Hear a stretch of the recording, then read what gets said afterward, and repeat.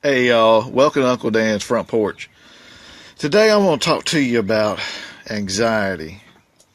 Now, I'm one of those people that if I don't watch myself, I can get really anxious and let anxiety run me. So, this is as much about helping me as it is about helping anybody else. Now, anxiety, I don't know what it looks like for you, but I will find myself worrying about how a situation is going to turn out. Somebody smarter than me basically says that anxiety superimposes the future on the present. One of the things I've found myself doing sometimes is in trying to work out all the details, I'm overthinking things and it ends up paralyzing me. I have this book from a Christian counseling organization, and one of their observations is that a major source of this anxiety is a fear of looking inside at all the negative emotions and stuff I have, and recognizing any sin I got and dealing with it. So we just kind of push it down, repress it, instead of dealing with it. And so that starts building up this anxiety in us. Now, there's probably other sources, like I'm facing a tough situation and I don't have confidence in myself. Well, there's a verse in Scripture where God tells us to cast all our care, all our anxiety on Him, because even if nobody else in the world gives a flip about me, God cares for us. So that's an important, significant thing. But another thing that I think is at issue with anxiety is we have some false beliefs, perhaps. Jesus said, "You'll know the truth, and the truth will set you free."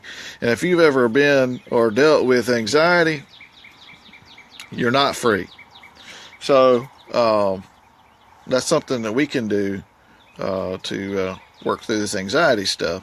Now, a couple myths that the source I was using kind of pointed out is some people think that anxiety will just disappear over time. And that's not true. Usually it just kind of builds and becomes a problem after a while. So we have to take responsibility and meet this like head on. So that's an important piece. Some people think anxiety is hereditary. Probably not. If there's some underlying medical issues, perhaps that part of it could be hereditary. But largely, if anxiety seems to be a family system issue, it is probably because we have learned some negative habits from the family we grew up in. So it's technically not hereditary. Some people think anxiety is a sign of weakness. While it can be a problem if it's unchecked, it's actually a good thing because it's kind of a signal that we've got some deeper issues going on that we probably need to take a look at and address. Some people want to just say, well, it's purely a demonic spiritual thing. We just need to lay hands on these people or cast the demons out, whatever. Not necessarily. We are a whole person, mind, body, spirit. We have a physical body. Sometimes there are some medical issues that are involved in it. So we need to take responsibility and kind of explore what's going on with ourselves. So real quick, I want to talk about some strategies, some that were suggested, and some of these suggestions actually I have used in the past, not because I read the book, but just because I've just explored things to help myself. So one of the things that we must do is expose ourselves every day to truth. And I would recommend the best way of doing that is meditating on Scripture. So exposing yourself to what God says is true. And part of that is doing that personal inventory every day and admitting when you've got some false beliefs that do not line up with Scripture and replace those. Another thing you need to do is relax. Now, I have a job that at times causes some serious anxiety. And what I'll find is my whole my muscles in my body just start tensing up big time, and then it starts ending up causing me not to breathe as deep. So when I notice all that tension, sometimes I intentionally just take some deep, slow breaths. Now, another thing to add to this that I got out of the book I was reading is at the same time repeating a phrase that means a lot to you, particularly something from Scripture, or if you like old hymns, some truth from a hymn or something.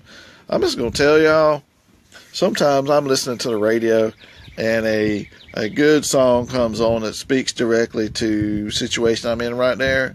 And so sometimes that's a big benefit, is just leaning on the truth from that song and just thinking about that phrase or saying it to yourself over and over and over again.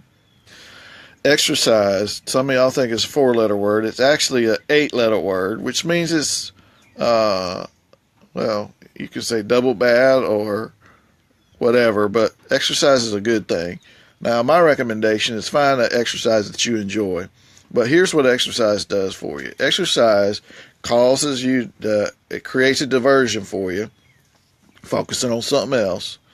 It also releases positive natural chemicals in your body that enhances your positive mood. And the better physical shape you're in, the better you are able to handle dealing with your anxiety. Another thing that you ought to do is talk out the things that are bothering you. You got to talk to a wall, talk to a wall. But more importantly, develop some relationships, family, or other trusted people where you can just have this open communication about the stuff that's bothering you, particularly in a non-judgmental atmosphere where it's safe for you to say exactly what's going on inside, and maybe with a person that's wise enough that when they actually do feel like they need to say something, it's actually something that's helpful and not tear you down. Another thing is, I know weeks ago I talked about keeping things simple. Part of keeping things simple, and this also actually helps with your anxiety, is scheduling in time for recreation and laughter. Good, clean comedy. Just hanging out with your fam and having a good time. Being a little crazy. Good kind of crazy, okay, y'all? Not more negative stuff to pile on your anxiety. Get regular health checkups. Sometimes you just got some medical stuff that needs to be addressed, or you just know that maybe, or are worried that there's some medical stuff going on. So if getting a checkup kind of either eliminates the worry or confirms a suspicion, and then you got a plan of attacking it instead of just sitting there stewing about it. Some of us, I haven't ever done this, but researchers say some people are such professional worriers that in order for them to help themselves, they need to schedule worry time. And what that really means is, outside of that block of 15 minutes, morning and evening of worrying, they stop themselves and literally just write down what they're worried about on a piece of paper and save it for that worry time. I haven't got to that point yet that I need to do that, but I'm just throwing it out there as a useful strategy for somebody that might need it. Another helpful suggestion, live one day at a time, y'all. Now, for me, when I get too much loaded on my plate, particularly at work, I find myself trying to juggle all that in my mind, and it ends up slowing me down. So sometimes I have to focus on one task at a time. If I'm afraid I'm going to forget something, then I just need to make myself a list. So it kind of pull that crap out of my mind, garbage, I'm sorry, out of my mind, put it over on the side, just focus on that one task. Some of us spend too much time worried about how things are going to turn out tomorrow, when it just ends up just paralyzing us. Stop it, y'all. We need to stop it. Just focus on today. Jesus said, tomorrow's got enough worries of itself. You don't need to be focusing on all that mess. It's not a cop-out to say don't plan, but design a plan, work it, but don't worry about tomorrow. In fact, designing a plan is the next strategy I want to talk about. Some of us worry about this thing we're going to have to do tomorrow. I mean, there's some people that have serious freak out over public speaking. So if that's you, I'm just going to tell you, that's probably one of the top fears in the world.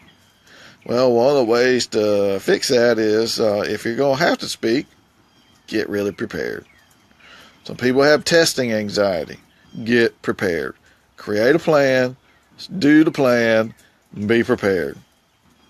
I'm going to have to testify in court on Monday. That has been bothering me.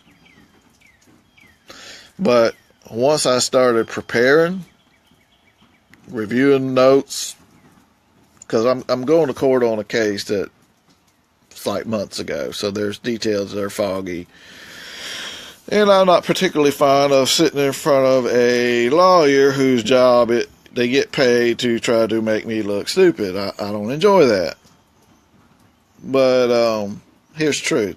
I'm not stupid. And if they want to degrade me, I guess they'll just have to. And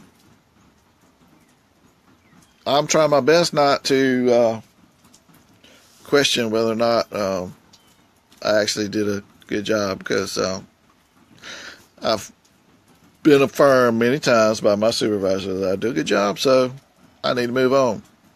So I got a plan. I prepared. I'll probably prepare some more tonight, so I'm ready for tomorrow. Preparation helps alleviate anxiety. Now, one more thing, and then I'm going to shut up and let y'all enjoy the rest of y'all Sunday,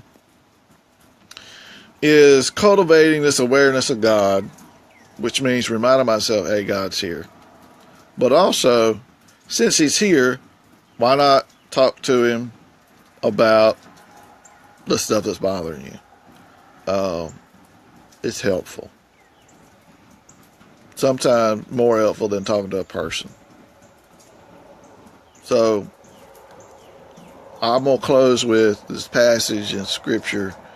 It's from what I call the mental health passage of the Bible, Philippians chapter 4, verses 4 through 8 is that passage. But the actual verse I want to talk about is verse 6, Philippians 4:6, where he says, be anxious for nothing, but in everything with prayer and supplication with thanksgiving, make your requests made known to God.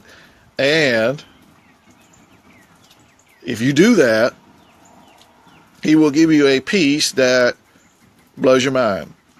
I think King James Version says surpasses all understanding. Now, is this a quick fix? No, it's a process, it's a lifestyle that you continually talk to God about the stuff that's bothering you.